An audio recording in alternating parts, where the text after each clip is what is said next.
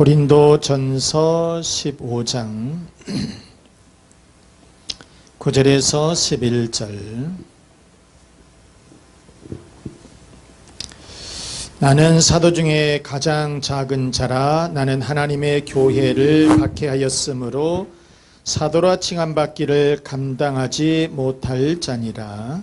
그러나 내가 나된 것은 하나님의 은혜로 된 것이니 내게 주신 그의 은혜가 헛되지 아니하여 내가 모든 사도보다 더 많이 수고하였으나 내가 한 것이 아니요 오직 나와 함께 하신 하나님의 은혜로라. 11절. 그러므로 나나 그들이나 이같이 전파하매 너희도 이같이 믿었느니라. 아멘. 아멘. 아멘. 하나님의 은혜로다. 시작. 하나님의 은혜로다. 내가 나 된 것은 하나님의 은혜로다. 그런 말씀이죠. 고린도 교회는 사도 바울이 2차 전도 여행을 할 적에 고린도에서 한 1년 반 정도 머물렀어요. 거기서 그때에 교회를 설립했는데 바로 그 교회가 고린도 교회. 자, 이 고린도는 그리스의 항구 도시인데 항구 도시이다 보니까 굉장히 상업이 발달했습니다. 또 무역이 발달했죠. 그러다 보니까 많은 상인들이 모여들게 되고 상인들이 있다 보니까 굉장히 부유한 도시였다는 거예요. 그런데 그 반면에 부유한 도시였는데 상당히 타락한 도시. 그래서 신전도 많고 매춘부들도 있었다. 그래서 사람들이 고린도 사람이 되었다라고 하면 좋은 의미가 아니고 나쁜 의미로 성적으로 타락했다, 그런 뜻이다, 그런 말입니다. 그러니까 우리가 보게 되면 부유하고 잘 살고 그러면 좋으련만은 좋은 일에 힘써야 되는데 그렇지 않고 타락한 도시 일컬어서 이거를 고린도읍. 자, 이런 문화적인 배경에서 살던 그 사람들이 예수를 믿었어요. 예수를 믿어서 교회를 나왔어요. 교회를 나오면 신앙생활을 잘 해야 되는데 아직도 옛날 습관을 그대로 가지고 있는 거예요. 그래서 사도 바울이 고린도 교회에다가 편지를 보내면서 복음에 합당한 삶을 살아라. 신앙생활을 바르게 해라. 너희들이 예수를 믿었으니까 이제 신앙생활을 바르게 하고 살면 좋겠다. 이렇게 보냈다는 거죠. 이렇게 권면을 했다는 거예요, 여러분. 전에 예수를 모를 적에는 그냥 살았어. 이것저것 되는 대로. 그런데 예수를 잘 믿으면 옛날 습관을 버리고 어떻게 신앙인답게 살아야 된다. 이것을 권면을 하고 있다라고 하는 것입니다. 그러면서 먼저 바울은 자신을 뭐라고 말을 했느냐. 첫째, 내가 나 된 것은 하나님의 은혜로다. 시작. 내가 나 된 것은 하나님의 은혜다. 즉 내가 이렇게 된 것은 누구의 은혜다? 하나님의 은혜다. 10절 말씀에 보니까 그러나 내가 나 된 것은 하나님의 은혜로 된 것이니 내게 주신 그의 은혜가 헛되지 아니하여 내가 모든 사도보다 더 많이 수고하였으나 이것은 내가 한 것이 아니요 오직 나와 함께 하신 하나님의 은혜로라. 그래서 이게 내가 사도가 된 것, 예수 믿고 하나님의 자녀가 되고 예수님의 제자가 되고 그 다음에 사도가 된 것은 내가 한 것이 아니라 어떤 것이다? 하나님의 은혜다. 하나님의 은혜다. 사실상 바울이 어떤 인물입니까? 처음에는 기독교를 엄청나게도 핍박했었던 인간이에요. 교회를 그렇게도 핍박을 했습니다. 진짜요. 그것도 보통 핍박한 것이 아니라 심하게 핍박을 했어요. 그 유명한 스데반 집사를 죽이는데 앞장섰던 인간이에요.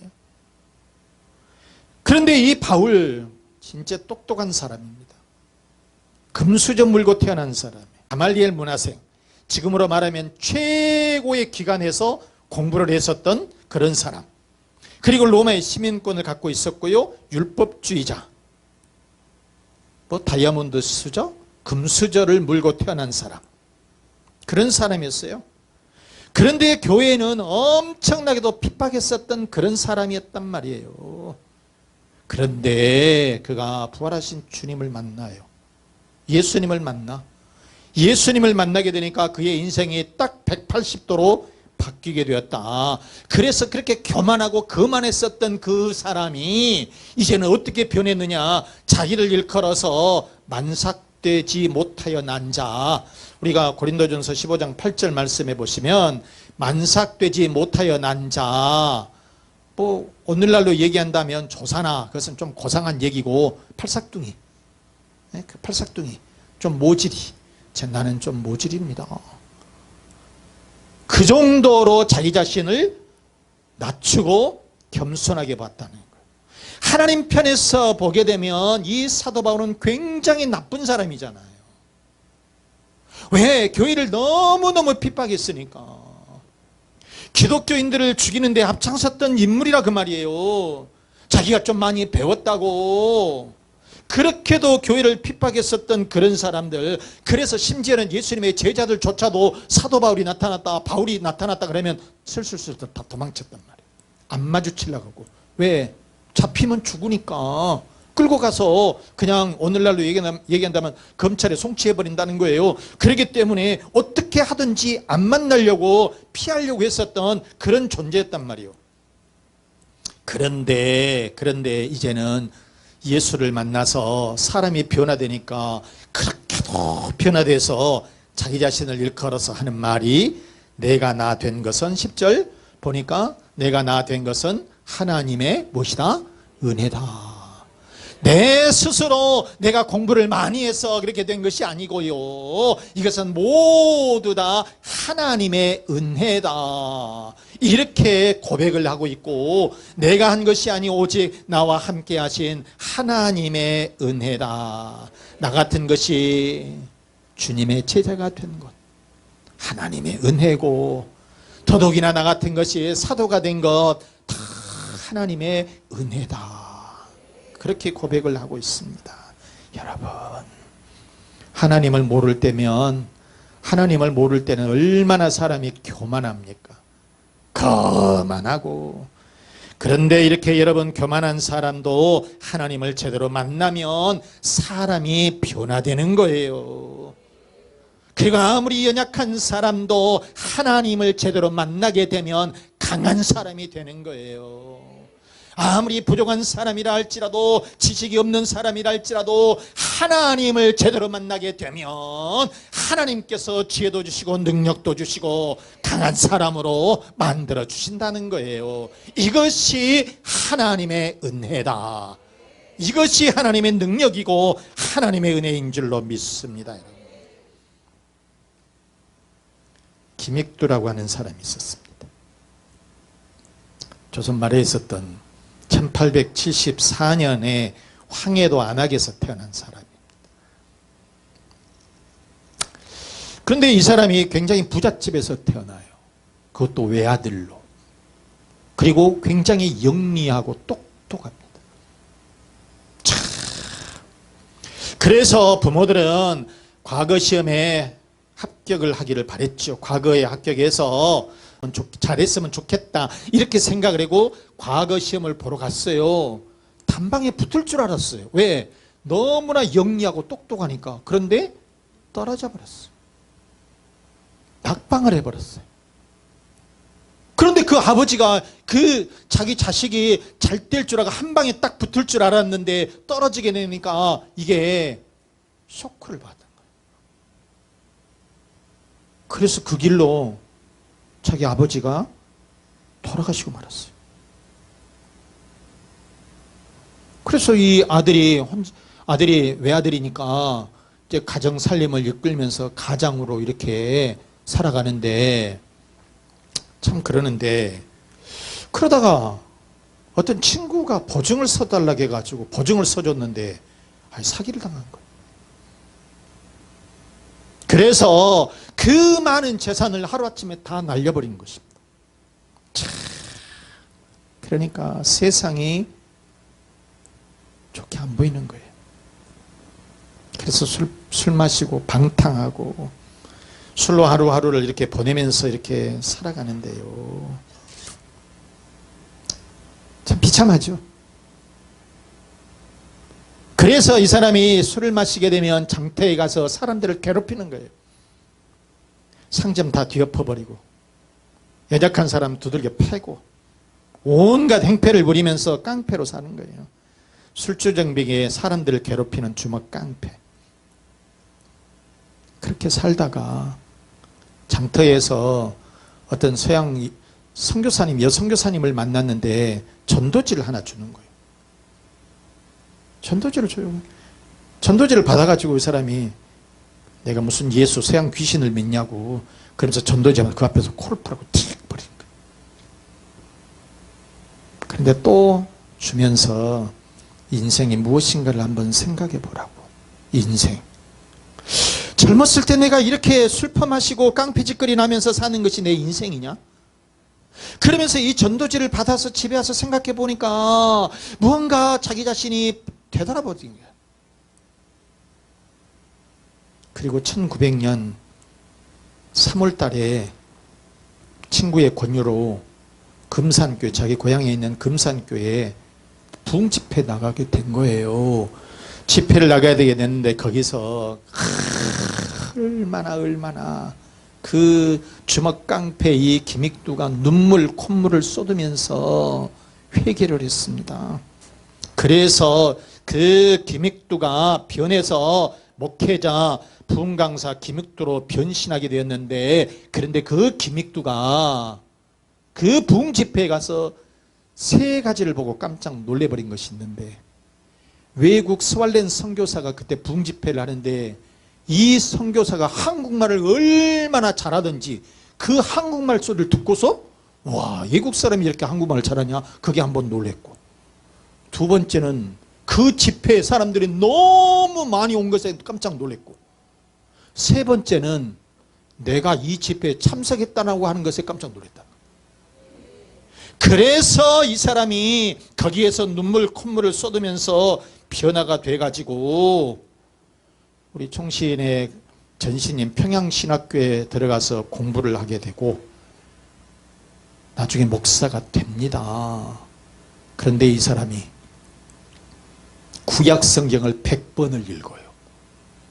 놀래도 않죠. 신약 성경을 1000번을 읽어요. 그래도 놀라지 않으니까 제가 놀라서 죽을 것 같습니다. 이렇게 이 성경에 몰두하면서 그러면서 평북 신천에서 안진뱅이를 일으켜 세워요. 그 기적의 역사가 일어나서 이분이 목회 사역을 하고 있는 동안 39년 동안에 수만 명을 고쳐요. 여러분, 얼마나 기적의 역사가 일어나는지 그때 당시에 동아일보가 특집 기사를 써가지고 이게 진짜인가 가짜인가 기자들이 계속 따라다니면서 보는데 진짜야. 그 기적의 역사, 치유의 역사가 진짜 일어나는 것을 보고서 아예 이 김익두 특집 기사를 아예 냈다니까. 그냥 신문에 계속적으로 냈다는 거예요. 그래서 이 김익두 목사는 28,000번의 설교, 부흥집회를 776회를 다녔고요, 1,500만 명이 그 집회에 참석을 했어요. 사람들을 몰고 다니는데 막 때로 몰고 다니는 거예요. 보통 막 그냥 몇천 명씩 몰고 다니는 그런 순진한 이런 강의. 그러면서 150개 교회를 설립을 하고요. 그러다가 1950년 10월 한국전쟁 때 순교를 당해서 총 맞아서 순교를 당합니다. 여러분, 한때 주먹 깡패였던 그 술주정이 깡패가 사도바울만큼 위대하고 능력 있는 주님의 제자가 되었던 거예요. 여러분, 이렇게 술주정이 주먹깡패였지만은 그러나 예수를 만나게 되니까 세계 최고의 치유강사, 부흥강사, 목회자가 된 줄로 믿습니다. 이게 무엇이다? 다 하나님의 은혜다. 하나님의 은혜다. 바울이 예수를 만나서 사도로 변신을 하고요, 순교자가 될 수 있었던 것은 역시 하나님의 은혜인 줄로 믿습니다. 여러분, 이처럼 강한 사람이 되었던 약한 사람이 되었던 하나님을 만나게 되면 그 하나님의 은혜로 사람이 변화가 되고 능력 있는 사람이 될 줄로 믿습니다. 사사기 11장에 보면 입다라고 하는 사람이 나옵니다. 누구요? 입다. 그런데 이 당시에 이스라엘은 암몬 이방인 사람들에게 외국인들한테, 이방인들한테 외적들에 의해서 18년 동안이나 압제를 당하고 살아요. 그래서 이스라엘의 지도자가 필요했는데 그게 입다입니다. 그런데 입다는 어떤 사람이었느냐? 정실 부인에게서 태어난 사람이 아니에요. 기생에게서 태어난 사람입니다. 태생부터서 굉장히 비천한 사람이죠. 나중에 크게 되니까 이 정실 부인의 자식들이 입다를 쫓아내버렸습니다. 너하고 같이 할 수 없다 그래가지고 쫓아버렸습니다. 그러니까 이 입다가 이방 지역의 높당에서 이방 지역으로 가서 그냥 살아요. 그런데 거기서 불량배들하고 함께 어울리면서 그 불량배들의 대장이 돼가지고 그렇게 살아요. 그런데 하나님은 그렇게 천박하고 비천하고 보잘것없는 그런 사람이지만 그 입다를 들어서 이스라엘의 지도자로, 이스라엘의 사사로 세우게 되셨다. 사사기 11장 11절 말씀에 보면 그거예요. 이에 입다가 길르앗 장로들과 함께 가니 백성이 그를 자기들의 머리로 장관을 삼은지라. 이스라엘의 지도자로 세우셨다는 거예요. 그래서 이스라엘을 통치하게 되어요. 여러분, 진짜 여러분 어찌 보면 굉장히 비천한 인물이잖아. 그럼에도 하나님께서 이 사람을 쓰시니까 위대한 인물, 위대한 지도자, 통치자로 세워주시게 되었다. 그래서 이스라엘을 6년 동안 통치하는 그런 인물이 되게 되었다라고 하는 것입니다. 사랑하는 여러분, 하나님은 깡패 김익두에게 은혜를 베풀어 주셔서 한국의 능력 있는 목회자로, 치유의 목회자로 삼아주신 줄로 믿습니다. 하나님은 천박한 기생 출신의 입다에게 은혜를 베풀어 주셔서 이스라엘의 지도자로 세워주신 줄로 믿습니다. 그리고 핍박자 바울에게도 은혜를 베풀어 주셔서 초대교회 당시에, 예수님 당시에 가장 위대한 교회의 지도자로 세워주신 줄로 믿습니다. 여러분, 우리들도 마찬가지예요. 하나님께서 우리들에게 은혜를 베풀어 주셔서 하나님의 자녀가 되고 주님의 제자가 되고 직분을 받게 된 줄로 믿습니다. 여러분, 우리는 이렇게 하나님의 은혜로 사는 거예요. 하나님의 은혜로. 자, 그러면 우리는 어떻게 살아야 될 것이냐? 두 번째, 우리는 복음을 전하면서 살아야 된다. 뭐라고요? 복음을 전해야 된다. 복음을 전해야 된다. 11절 말씀, 그러므로 나나 그들이나 이같이 전파하매 그랬어요. 너희도 이같이 믿었느니라. 누군가가 복음을 전해줬어요. 사도 바울도 예수를 믿게 된 거예요. 그래서 예수를 만났어요. 예수를 만나게 되니까 이처럼 핍박자였던 그 바울이 사도로 변신하는 그런 큰 인물이 되었던 것처럼 우리들도 여러분, 누군가가 우리들에게 복음을 전해주니까 우리들이 하나님의 자녀가 되고 직분을 받고 하나님의 자녀로 이렇게 살고 있지 않냐. 그런 거로 우리들도 이제 복음을 전해야 된다. 여러분, 사도 바울이 한때는 핍박자였다고 그랬죠. 그리스도인들을 잡아 죽이는데 앞장섰던 인물이라 그 말이에요. 그런데 하나님의 자녀가 된 것도 감사한데 이제 사도로 부르심을 받았어요. 사도로 부르심을 받았어. 그러니 얼마나 감사한 일이냐. 그래서 이 바울이 이제 주님을 증거하는 사람이 되었다. 한때는 얼마나 공부를 많이 했었던 사람입니까? 얼마나 좋은 집안에서 태어났습니까? 그런데 바울이 고백하기를 예수 믿게 되니까 이 모든 것들, 자기가 지금까지 배운 이 가말리엘 문화생이라고 하는 이 스펙도, 그것도 하나의 배설물로 여겼고, 자기가 가지고 있었던 그 신분도 이제는 다 배설물로 여기는 그런 사람이 되었다. 그래서 바울이 고백하기를 뭐라고 얘기를 해요? 내가 나 된 것은 하나님의 은혜다. 하나님의 은혜다.